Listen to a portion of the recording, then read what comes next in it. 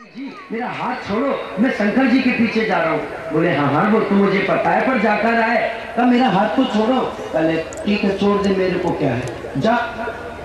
इसने सोचा लगता है ब्रह्मचारी जी कोई विशेष बात बताएंगे, तो कहा नहीं ब्रह्मचारी जी बताइए ना बात क्या। बोले नहीं नहीं तू तो जा। कहा नहीं महाराज मुझसे भूल हो गई, बताइए ना।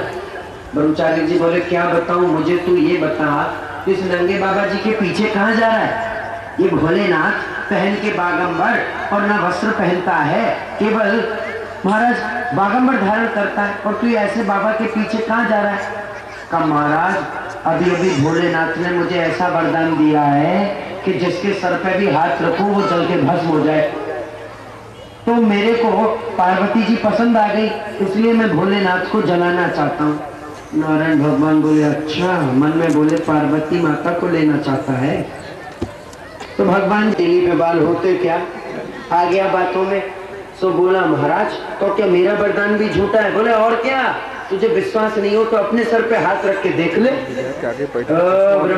भस्मासुर बोला ब्रह्मचारी तूने मुझे पागल समझ रखा है। तो भगवान बोले वो तो तू है ही।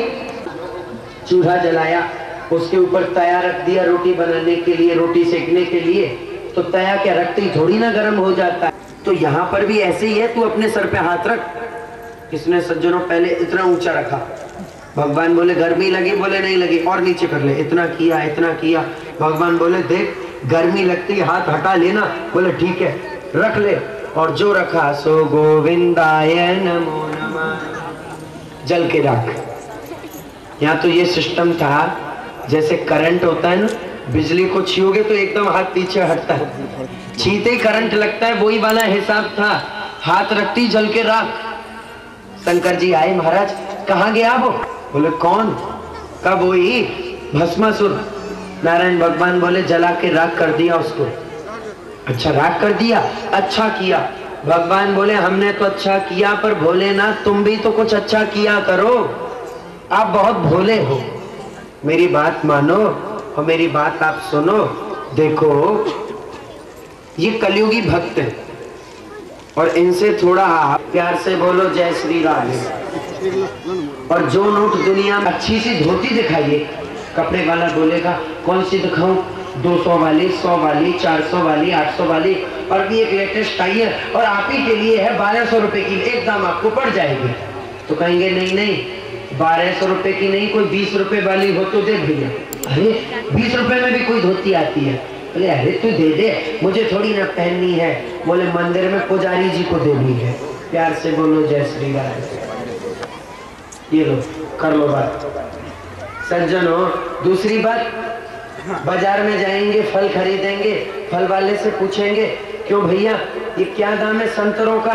बोले एक तो 20 रुपए किलो और एक 10 रुपए किलो। बोले 10 रुपए किलो वाले क्या हैं। बोले अरे महाराज 10 रुपए किलो वाले 10 दिन पुराने हैं, ये तो मानते ही नहीं। और तो छोड़िए सज्जनों, एक प्रसंग में आपको सुनाता हूँ। एक बार एक सेठ जी थे, उनके बेटा की शादी हुई, परंतु सज्जनों शादी के 5-10 साल बाद जब कोई पोता नहीं हुआ तो सेठ जी को चिंता हुई। सेठ जी मंदिर में गए। अब हनुमान जी के मंदिर में जाके संतरे चढ़ाए और चढ़ा के बोले हे प्रभु मेरे पोता नहीं है, पोता हो जाए। भगवान ने कृपा की, पोता तो उसके यहाँ पर हुआ, परंतु उसका सर पिलपिला हुआ। अब सेठ जी बेचारे बड़े नाराज, बोले मैंने तो भगवान के मंदिर में संतरे चढ़ाए थे और ये पिलपिला पोता मुझे क्यों मिला। तो मंदिर में जाकर के पोता रख दिया द्वारे पे। और कोई नहीं थी, ये तो द्वारिकानाथ की बहन थी। परीक्षित बोले द्वारिकानाथ की बहन और मेरे दादा अर्जुन की पत्नी कैसे बनी।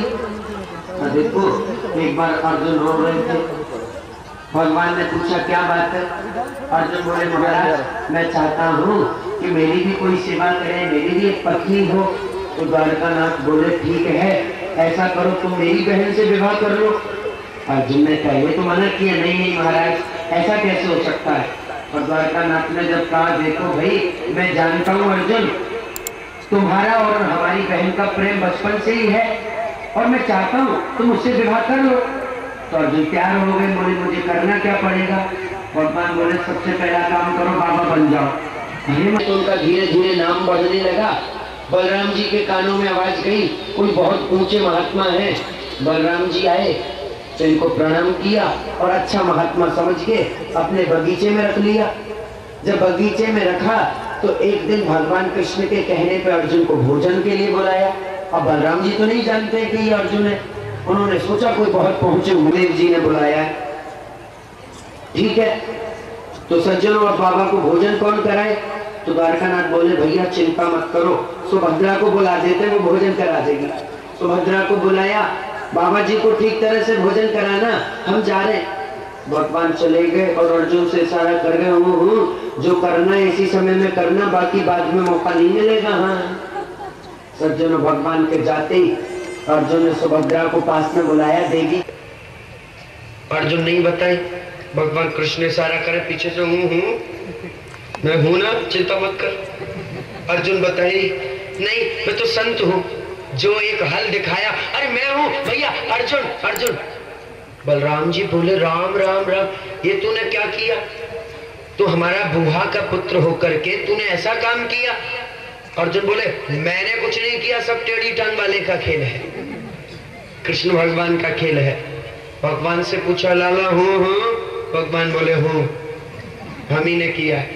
बोले भाई तूने ये काम क्यों किया? कन्हैया बोले इसलिए किया, भगवान ने अपने पुत्रों को सज्जनों यहाँ पर उपदेश किया कि जीवन में कभी अभिमान मत करो। कोई चीज तुम्हें मिली है तो उसको प्रभु कृपा समझ के रखो। रूप यौवन संपत्ति प्रभुता मम विवेकिता। यदि तुम्हारे जीवन में रूप है, यौवन है, संपत्ति है, बल है, तो उसको प्रभु कृपा मानो और विवेक के साथ में रखो। कभी भी सज्जनों जीवन में विवेकहीन मत बनो। प्यार से बोलो जय श्री राधे।